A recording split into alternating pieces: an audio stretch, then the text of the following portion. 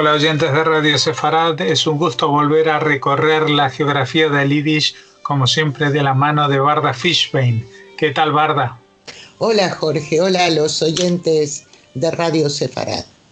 Bueno, hoy llegamos a una ciudad importante y por eso seguramente tendremos que abordarla en varias entregas. Estamos hablando de la ciudad de Lublin.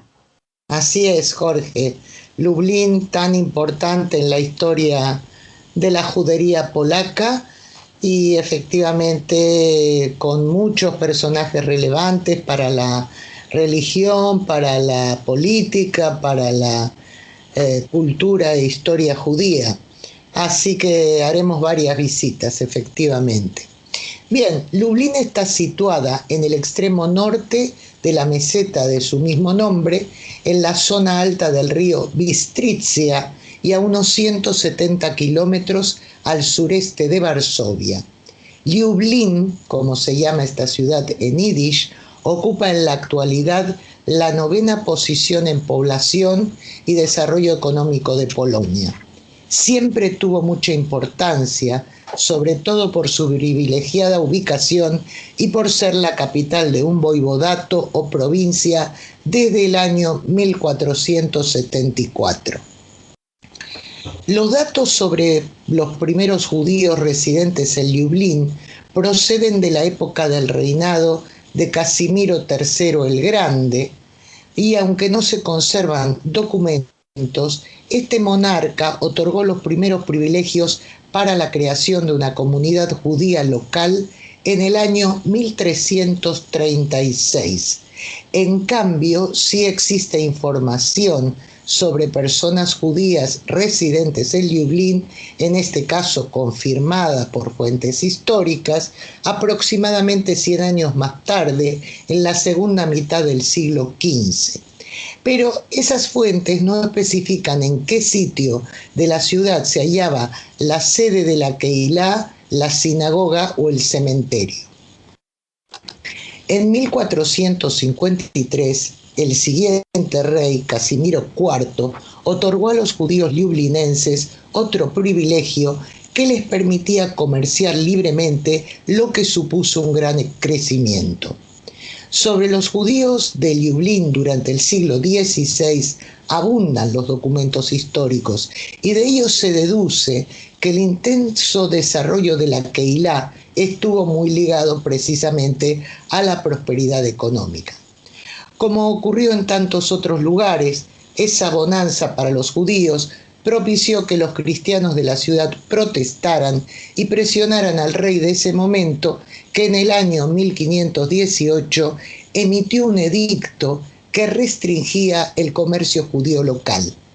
Ese mismo año, el famoso rabino y erudito Salomón o Shlomo Shachna fundó una yeshivá, una academia talmúdica en Lublin, que ganó fama en toda Europa.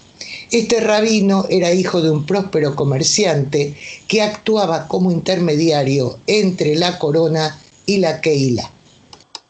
Muchos monarcas polacos de ese siglo tuvieron una política benevolente hacia los judíos y en el año 1523 el rey Segismundo Stary otorgó un nuevo privilegio real a la comunidad para que sus derechos se homologaran a los de otras comunidades de Polonia que tenían leyes propias e independencia de decisiones internas.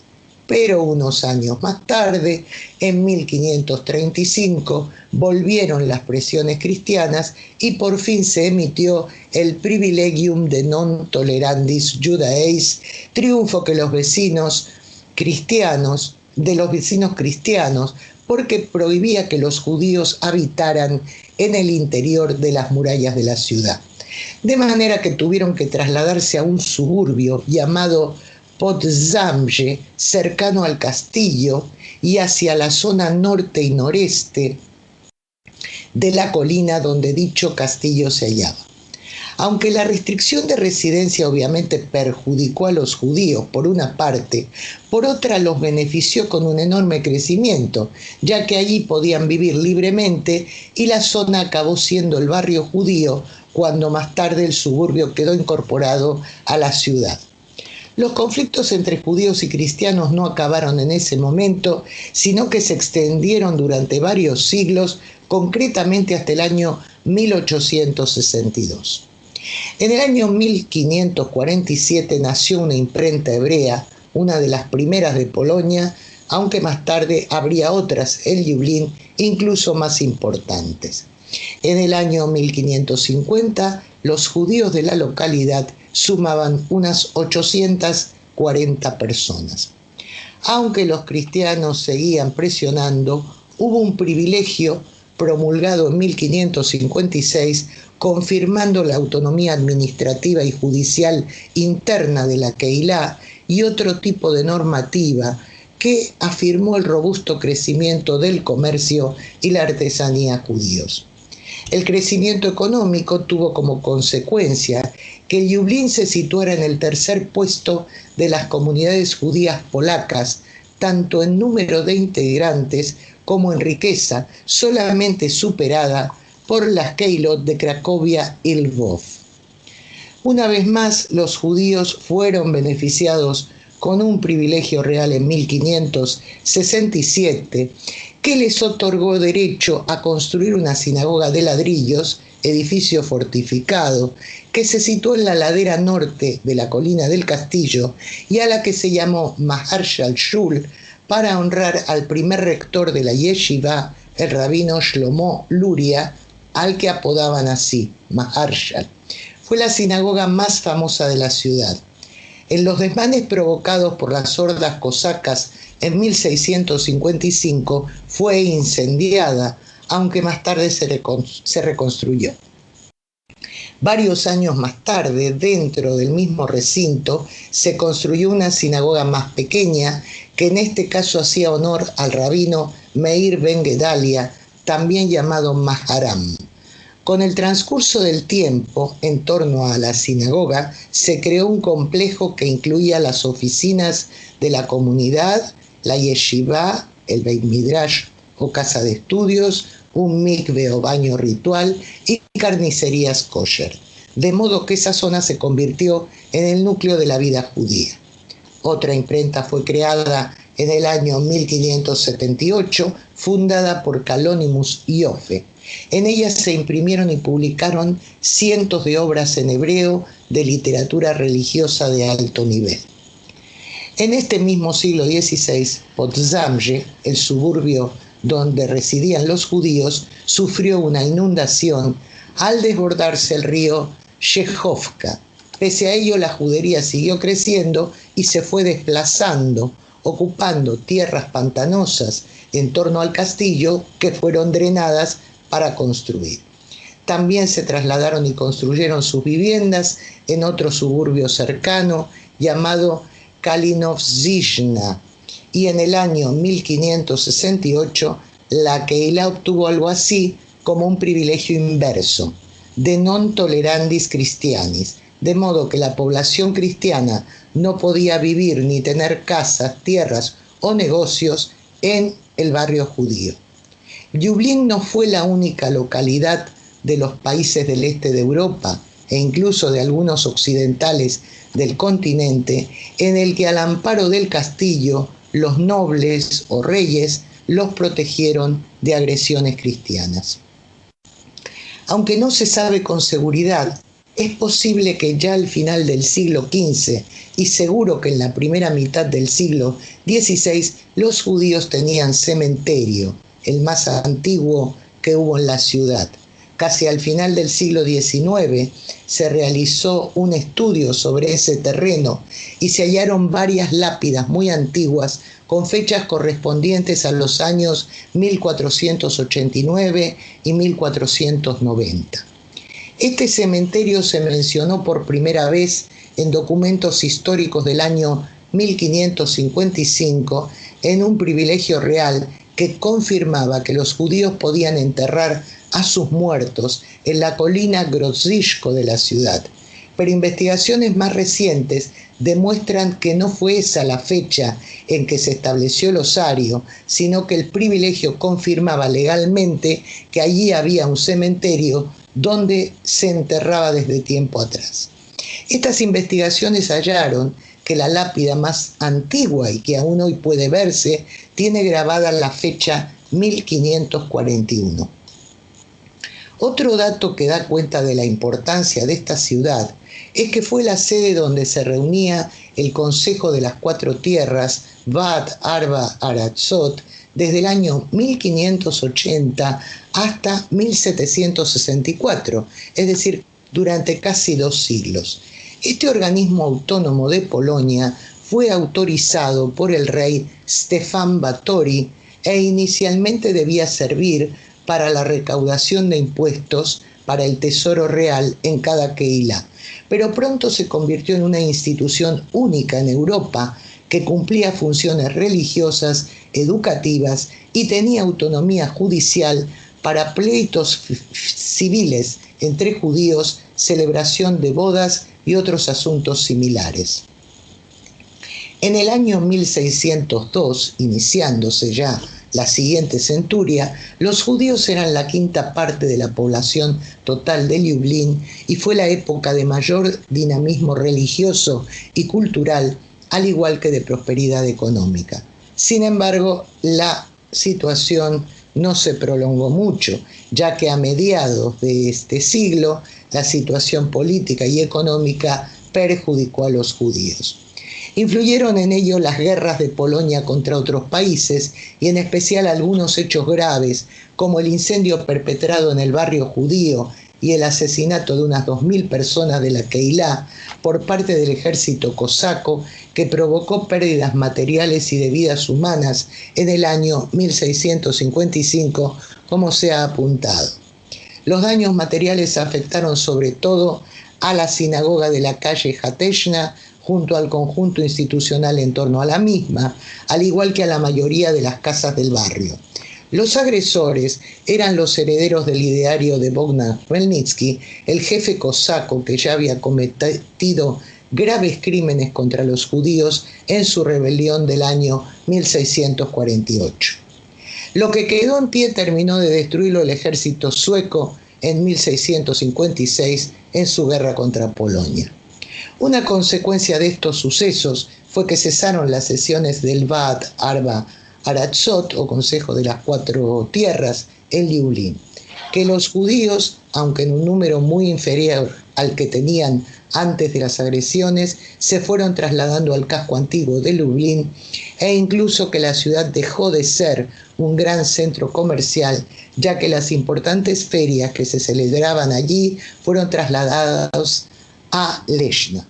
Sin embargo, los judíos volvieron a ser expulsados años después hacia su original asentamiento de Podzamcze. Y bien, entre los nativos de Lublin destacados de estos siglos hay que mencionar a algunos rabinos tan relevantes por su erudición y sus escritos que dejaron su impronta en la religión judía hasta el día de hoy. Aunque algunos no nacieron en la ciudad, su aportación mientras vivieron allí hizo que se los considerase como parte de su historia.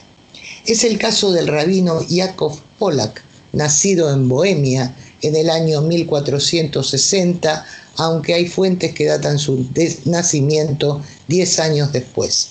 Fundó junto a otros judíos la Keilah de Cracovia, luego viajó a Tierra Santa y a su regreso se instaló en Lublin.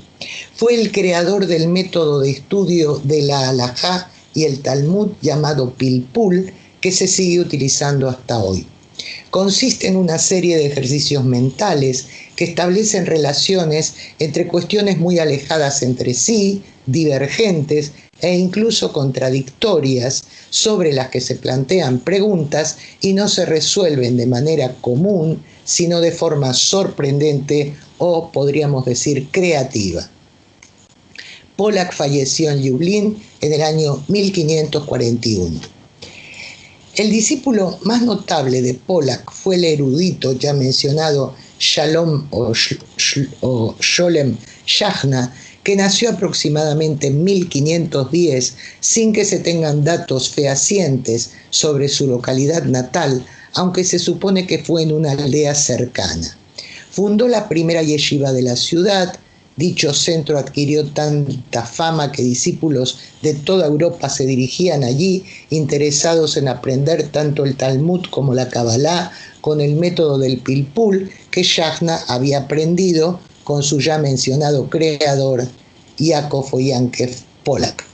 Mientras Yajna estuvo al frente de la yeshiva, Lublin comenzó a conocerse como el Oxford judío. Tan importante fue este centro de estudios que unos años después de la muerte de Yajna, el rey polaco homologó el título y tratamiento de rector para el Rosh o director de las yeshivot polacas con iguales derechos que los rectores de las universidades polacas.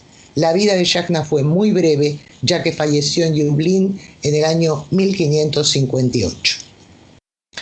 También en el año 1510 nacía en Poznan, en este caso, el rabino Shlomo o Sholem Luria, apodado el Maharshal, siglas en hebreo de las palabras nuestro maestro Rabbi Sholem Luria. Discípulo del antes mencionado Yajna, lo sucedió como rector de la yeshiva, aunque luego por causa de algunos problemas internos de la institución fundó otra, que se conoció como el Shul del Maharshal, y que estuvo en pie y sin daños hasta la Segunda Guerra Mundial. Este rabino y posek, que es la palabra hebrea que designa a la persona que decide sobre la ley judía en caso de controversia, escribió varias obras. Entre las más famosas y respetadas hay que mencionar una sobre la halajá, titulada Yam Shel Shlomo, el mar del Shlomo, y un comentario sobre el Talmud, Jochmat Shlomo, la sabiduría de Shlomo. De hecho, una versión abreviada de esta última obra se incluye hoy en prácticamente todas las ediciones del Talmud al final de cada tratado. El Maharshal falleció en 1573. El rabino Yoel Sirkis, también conocido como Yoel Ben Shmuel Sirkis, nació en Lublin en el año 1561. Sirvió allí y en otras ciudades polacas como rabino. En 1619 se instaló en Cracovia, donde ocupó el cargo de Av Bet Din, o jefe del tribunal rabínico, y director de la yeshiva local. En el año 1631 escribió su obra más famosa y apreciada, Beit Hadash, la Casa Nueva, un comentario donde estudió y revisó cada una de las leyes halágicas hasta su origen en la fuente talmúdica y el desarrollo e interpretación que hicieron los eruditos de cada generación hasta su época.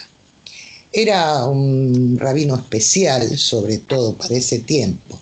Permitió que en Shabbat se leyeran libros seculares e incluso de temática no judía, insistió en que los médicos podían tratar a pacientes no judíos en Shabbat si sus vidas estaban en peligro. Y una de sus ideas más llamativas, que incluso contradecía abiertamente a la Torá, fue que permitió que en climas de frío extremo las mujeres usaran ropa masculina. Fue un espíritu liberal para su tiempo y lo expresó claramente con la frase: el que desee ser estricto, que sea estricto solo para sí mismo. Rabbi Yoel Sirkis falleció en el año 1640. Se desconoce la fecha de nacimiento del rabino nativo Yaakov Ben Efraim. Fue rabino y maestro de la yeshivá de Lublin, cargo que dejó al marcharse a Brest para ser rabino allí. Luego regresó a Lublin, donde vivió hasta su muerte. Se le conocía como el rabino Gaón Yaakov de Lublin, debido a que fue maestro de los rabinos polacos más relevantes de su generación. El Gaón Yaakov falleció en el año 1648. Y hasta aquí, Jorge, nuestra primera visita a tan importante ciudad y keila de Lublin. Pues una visita que continuaremos en la próxima entrega, dentro de 2 semanas, para seguir recorriendo la geografía del Yiddish, en este caso seguir recorriendo Lublin o Lublin. Muchas gracias, Barda Fishbein, y hasta entonces. Hasta entonces, Jorge.